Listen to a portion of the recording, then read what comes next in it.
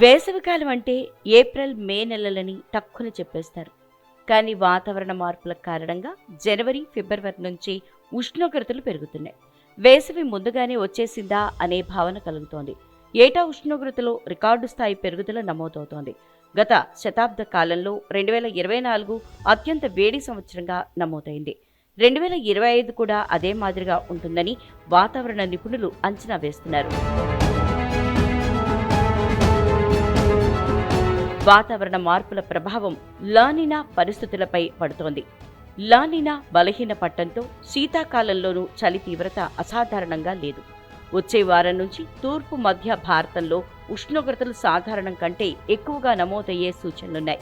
ఉత్తర మధ్య తూర్పు భారతంలోని కొన్ని ప్రాంతాల్లో 5 డిగ్రీల వరకు పెరుగుతాయని నిపుణులు భావిస్తున్నారు. దక్షిణ వాయువ్య భారతంలోని కొన్ని ప్రాంతాలు మినహా అన్ని ప్రాంతాల్లోనూ వేడి వాతావరణం నెలకొంటోందని చెబుతున్నారు. కేరళలో జనవరిలోనే ఉష్ణోగ్రతలు సాధారణం కంటే అధికంగా నమోదయ్యాయి.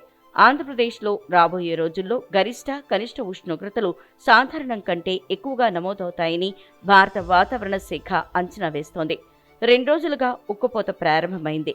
తెలుగు రాష్ట్రాల్లో కోస్తాంధ్రతో పోలిస్తే రాయలసీమ, తెలంగాణలో ఉక్కపోత ఎక్కువగా ఉంటుందని వాతావరణ శాఖ మాజీ డీజీ కేజే రమేష్ అభిప్రాయపడ్డారు.